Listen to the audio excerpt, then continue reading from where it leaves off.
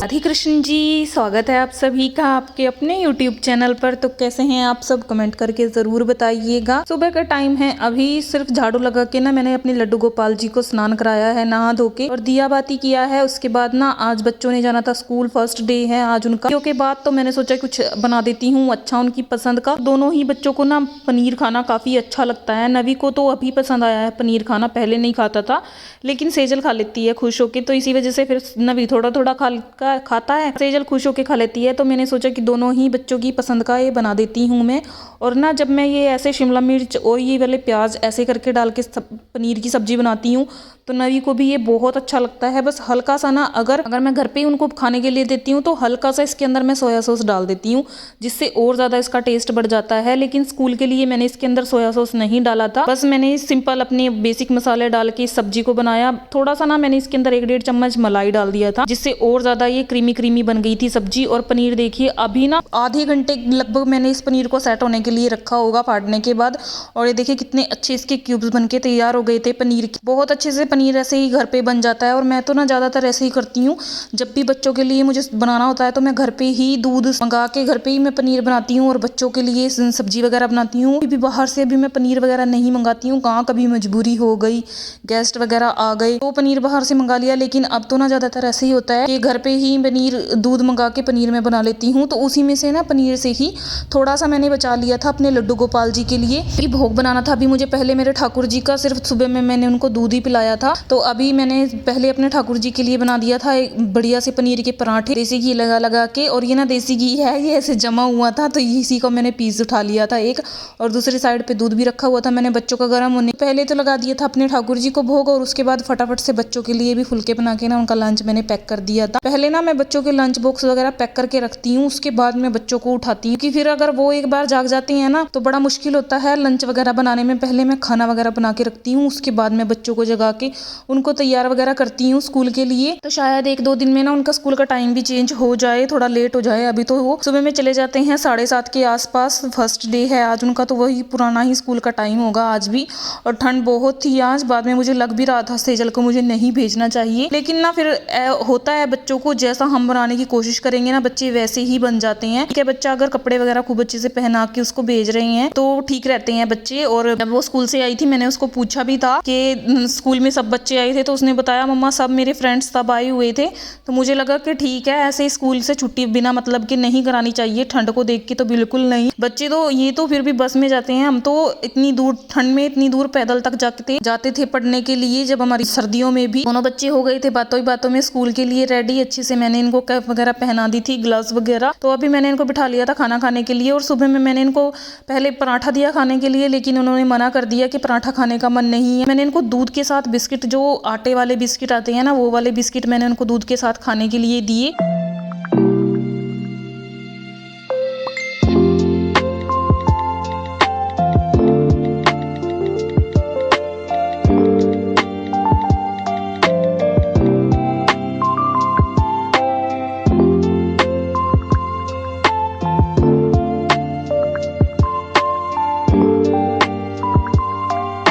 और बच्चों को मैं बस में चढ़ा के आ गई थी, और उसके बाद आते ही ना मैं बनाती हूँ अपने लिए 1 कप चाय, क्योंकि सुबह में मैंने सिर्फ पानी पिया था, और उसके बाद से लेके अब तक 8 बजे के आसपास का टाइम होगा ये, अब तक मैंने कुछ भी 1 कप चाय भी नहीं पिया था। ऐसे ही भागा दौड़ी में मैं लगी रहती हूँ। तो पहले मैंने पी अपनी आराम से बैठ के 1 कप चाय, और उसके बाद लग गई थी मैं बाकी के कामों। बर्तन वगैरह मैंने धोए, तो बर्तन देखिए कितने सारे हो जाते हैं ना इकट्ठे सुबह के टाइम में। और बर्तन वगैरह धोने के बाद ना सिंक को खूब अच्छे से मैंने मांज के साफ कर दिया था, पानी वगैरह भर लिया था मैंने पीने का सारा अपना। तो ये रसोई का काम यहाँ तक ना मेरा सारा खत्म हो जाता है। किचन की शेल्फ वगैरह मैंने खूब अच्छे से गैस को साफ कर दिया था।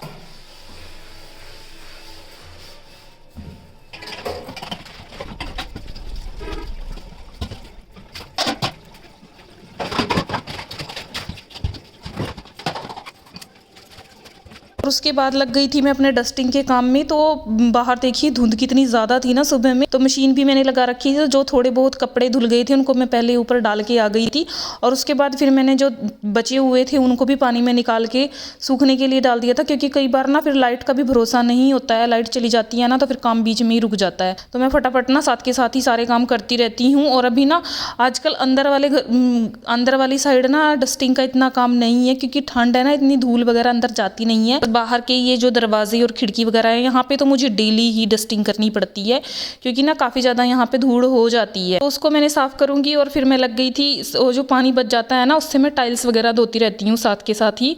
और इसमें ये पहले मैं आ गई थी कमरे में, क्योंकि अभी मुझे दोनों कमरों को ये भी बेडशीट वगैरह सेट करनी थी। चेंज नहीं करूँगी, सिर्फ सेट करूँगी, क्योंकि ये साफ़ है। बेडशीट सर्दियों में तो ऐसे ही हो जाता है कि 3-4 दिन आराम से बेडशीट चल जाती है, क्योंकि इतनी गंदी नहीं होती है बेडशीट वगैरह। हम लोग ना ज़्यादा बाहर ही बैठते हैं जहाँ पे टीवी है। तो दोनों कमरों की पहले मैंने बेड खाली किए, एक कमरे में तो कपड़े रखे हुए थे इतने सारे, उनको फोल्ड करके रखा मैंने साइड में। और फिर जो हमारा गेस्ट रूम है उसको भी मैंने खूब अच्छे से साफ़ करके ना उसके कवर वगैरह झाड़ के मैंने दोबारा से बिछा दिए थे। और अंदर वाली साइड ना मैंने पोछा लगा दिया था पूरे में। तो ये प्याज वाली टोकरी भी ना, इसमें लहसुन प्याज के ना थोड़े छिलक से हो गए थे। मैंने सोचा इसको भी साफ़ कर देती हूँ बाहर ले जाके। तो इसको झाड़ के साफ़ करके अंदर रखा, और सारे में ना पोछा लग गया था खूब अच्छे से। तो बाहर ना आंगन को मैंने सोचा कि आज धोऊंगी, क्योंकि ना काफ़ी दिन हो गए हैं, 15-20 दिन हो गए होंगे मैंने आंगन को धोया नहीं है काफ़ी अच्छे से। सिर्फ ऐसे ही मैं पोछा ही लगा रही थी आंगन के अंदर। लेकिन आज मैंने सोचा कि आज मैं इसको भी धो दूंगी, कि सब बच्चे स्कूल चले गए, तो घर पे पीछे कोई काम नहीं होता है, फ्री रहते हैं। लेकिन ऐसा नहीं है, फ्री वो इंसान रहता है जो सोचता है कि मुझे फ्री रहना है। मैं पूरा दिन सुबह से लेके जिस टाइम पे भी मैं उठती हूँ 5 बजे, या फिर अगर मैं बीमार हूँ तो 6 बजे के आसपास। लेकिन ऐसा नहीं होता है कि 6 मुझे कभी नहीं बजते, मैं 5 बजे के आसपास उठ जाती हूँ। अभी सिर्फ उठ रही हूँ मैं फरवरी तक 5 बजे, जैसे मेरा वही 4 बजे वाला रूटीन स्टार्ट हो जाएगा। 4 बजे से 5 बजे तक मुझे ठाकुर जी की सेवा में रहना है, और अभी मैं 5 से 6 बजे मेरे ठाकुर जी की सेवा में रहती हूँ। लेकिन जो सोचते हैं कि बच्चे स्कूल चले गए, हस्बैंड ड्यूटी के चले गए, फ्री रहती है पूरा दिन, ऐसा बिल्कुल भी नहीं होता है। पूरा दिन मैं कुछ ना कुछ काम ढूंढ के करती रहती हूँ। जैसे कि अभी यही लगा लो, ये प्लांट्स मुझे लग रहे थे कि इनके अंदर घास हो गई है, तो मैं इनको साफ करने बैठ गई। कोई भी काम मैं अपने हस्बैंड के लिए पेंडिंग नहीं छोड़ती हूँ कि वो आएंगे वही आके ये काम करेंगे। अगर मुझे लगता है कि मैं ये काम कर सकती हूँ तो मैं वो काम खुद ही करती हूँ। घर के पंखे वगैरह भी, यहाँ तक कि कई लेडीज़ मैंने देखा है कि हस्बैंड आएंगे वो साफ़ करेंगे, लेकिन नहीं, मैं खुद अपने घर का A to Z सब काम करती हूँ। जब हस्बैंड आते हैं तो उनके लिए कोई भी काम पेंडिंग नहीं होता है। वो जब भी आते हैं सिर्फ रेस्ट करते हैं। अगर वो बोलते भी हैं कि ये काम मैं कर देता हूँ तो मैं उनको मना करती हूँ कि नहीं, मैं खुद करूँगी, क्योंकि वो बाहर जाते हैं, बाहर भी मेहनत का ही काम वो करते हैं, और ये काम मेरे हैं। और मेरे हस्बैंड मेरे काम की बहुत रिस्पेक्ट करते हैं। सारा दिन मैं लगी रहती हूँ। जब भी मेरा काम खत्म होता है तो मैं अपने ठाकुर जी की सेवा में आ जाती हूँ। मुझे इतने खास बुनाई कढ़ाई कुछ भी नहीं आता है, सिलाई वगैरह भी इतनी अच्छी मुझे नहीं आती है, लेकिन फिर भी आड़ी टेढ़ी जैसी भी मैं आती हैं, मैं अपने सूट खुद सिल के पहनती हूँ अपने ठाकुर जी की। डेली मुझे ऐसा होता है कि कुछ नया मैं आज अपने ठाकुर जी के लिए बनाऊं करूं। तो वही मेरा काम पूरा खत्म हुआ। कपड़े वगैरह धुल गए थे, उनको मैंने सुखाया। तो उसी के साथ मैंने सोचा कि आज ना थ्रेडिंग करा के आते हैं, क्योंकि काफ़ी टाइम से मैंने थ्रेडिंग वगैरह नहीं कराई थी। तो मैं आ गई थी पार्लर, ये पास में ही, बिल्कुल घर के पास में ही है। दीदी ने अपना यहाँ पे पार्लर खोला है, तो बहुत अच्छी थ्रेडिंग दीदी करती हैं, तो इनसे थ्रेडिंग कराने के लिए आ गई थी। और काफ़ी सामान अच्छा इन्होंने अपनी शॉप पे रखा हुआ है, बैंगल्स वगैरह। हमने आके पहले चूड़ी कंगन वगैरह देखे, खूब अच्छे दीदी ने रखे हुए हैं, मतलब बिंदी वगैरह काफ़ी अच्छा कलेक्शन इनके पास है, परांदी वगैरह, लोशन वगैरह भी। हमने शैम्पू वगैरह भी दीदी से खरीदा है, देखते हैं यूज़ करके कैसा निकलता है। तो तेल वगैरह लेके, और ये ना हीटर दीदी ने लगाया हुआ था, तो मैं तो इसी के पास बैठी रही जब तक दीदी ने अपनी थ्रेडिंग कराई। मेरा नंबर बाद में आया। तो पहले तो मैम कंगन वगैरह, कड़े वगैरह हमने देखे, बहुत अच्छे थे दीदी के पास कड़े। तो ये वाला सेट था दीदी के पास कड़ों का, ये तो मेरे पास है पहले भी, मैं पहनती हूँ ये वाले ऐसे कंगन।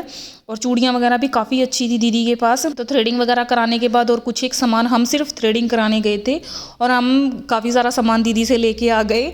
तो सामान वगैरह लेके थ्रेडिंग वगैरह करा के हम आ गए थे घर। काफ़ी अच्छा दीदी का नेचर है, बहुत अच्छी थ्रेडिंग दीदी करते हैं।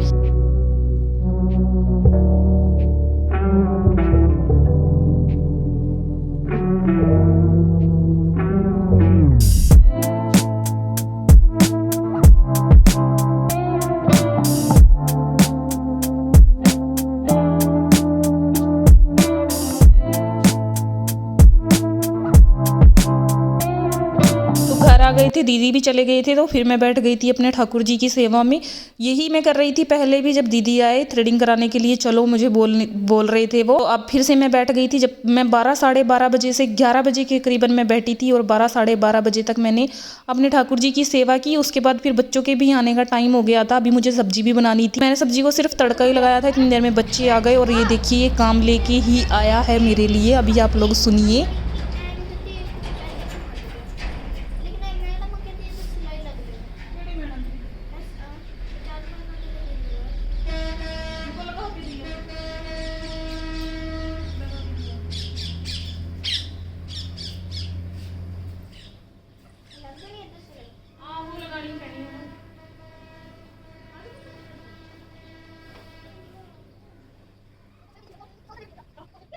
तो पूरा का पूरा कोट पता नहीं कैसे फट गया, बेंच वगैरह में बोल के ये बोल रहा है कि फट गया है कोट। तो अभी मुझे इसको सिलना है और कोट सिलना इतना आसान नहीं होता है। पहले इसकी सिलाई अंदर से मुझे सारी उधेड़नी है और उसके बाद में इसको सिलूंगी। तो बच्चे आ गए थे स्कूल से, इनको बस स्टॉप से मैं पहले लेके आई, आके इनके कपड़े वगैरह चेंज किए और अभी इनको घर वाले कपड़े पहना के मैंने बाहर धूप में ही थोड़ी देर बिठाया कि बाहर ही बैठ के तुम लोग खाना खाना और उसके बाद टीवी वगैरह देखना। सब्जी भी बन गई थी और फिर मैंने सोचा कि चलो मक्की की रोटी बना लेते हैं, क्योंकि गाजर मटर की सब्जी के साथ ना मक्की की रोटी काफ़ी अच्छी लगती है। पहले मैंने बच्चों के लंच बॉक्स वगैरह धो दिए और जो कुछ एक बर्तन थे ना, मैंने चाय पी थी वो वाले बर्तन थे, उनको मैंने धो दिया था। और उसके बाद मैंने बना ली थी यहाँ पे फटाफट से मक्की की रोटी। जैसे ही मैंने पहली रोटी तवे के ऊपर डाली ना तो सिलेंडर खत्म हो गया। उसको मैंने चेंज किया, सिलेंडर को भरा हुआ रखा था, पहले ही मैं एडवांस में भरवा के रख लेती हूँ सिलेंडर, क्योंकि पता नहीं होता है टाइम पे कब सिलेंडर खत्म हो जाए। वैसे 2-2.5 महीने आराम से चल जाता है सिलेंडर वगैरह चेंज करने के बाद मैंने रोटियां बनाई और फिर अपने ठाकुर जी को भोग लगाया। पहली तो ना जो मक्की की रोटी थी मेरी, वो उसको मैंने ऊपरली साइड रखा हुआ था, उसका मैंने बनाया अपने लड्डू गोपाल जी के लिए चूरमा। तो ना घी नहीं डाला था मैंने, क्योंकि घी ना काफ़ी ज़्यादा चिपक जाता है आजकल सर्दियों के टाइम में। अगर इस टाइम पे खोया होता ना मेरे पास मावा, उससे भी काफ़ी अच्छा चूरमा बनता है, लेकिन वो नहीं था। तो मैंने गाढ़ी सी ना मलाई और शक्कर डाल के अपने ठाकुर जी के लिए चूरमा बनाया, अच्छा टेस्टी सा, और उनको भोग लगाया और बच्चों को खाना दिया खाने के लिए मक्की की रोटी के साथ ना। पहले मैंने उनको सब्जी के साथ मक्की की रोटी खिलाई, क्योंकि ज़रूरी होता है बच्चे को ना बदल बदल के अनाज खिलाना चाहिए। बाजरे की रोटी वगैरह भी हो गया, खिलानी चाहिए बच्चे को। ज़्यादा नहीं खाते हैं वो, थोड़ी खाते हैं खुश होके। तो इसीलिए मैं ठाकुर जी के लिए चूरमा बनाती हूँ, क्योंकि दोनों बच्चे चूरमा बहुत खुश होके खाते हैं।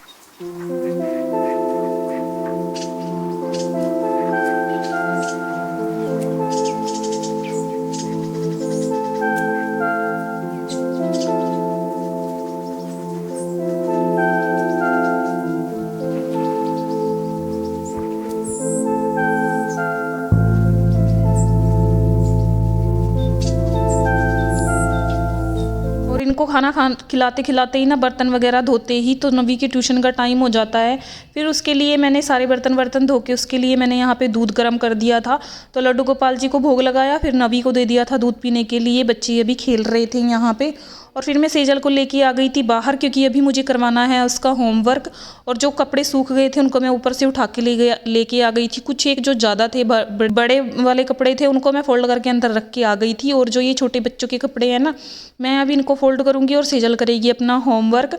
और अभी भी ना मैंने अपनी ठाकुर जी की सेवा को साइड में ही रखा हुआ है। ये देखिए आड़ी टेढ़ी जैसे भी मुझे आती है ना, मैं कोशिश करती रहती हूँ। आज मैंने पोचू बनाया था अपने लड्डू गोपाल जी के लिए, लाडली जी के लिए। अभी मुझे बनाना है, तो अभी मैं दिखाऊंगी आपको। ये मैंने कोशिश की, फर्स्ट टाइम बनाया है मैंने ये पोचू। मुझे नहीं आता बनाना, लेकिन जैसे कैसे भी मैंने कोशिश करके बना लिया है। कैसा लगा कमेंट करके ज़रूर बताइए। मैं मिलूंगी आप सभी से एक नई वीडियो के साथ। तब राधे राधे। राधे राधे।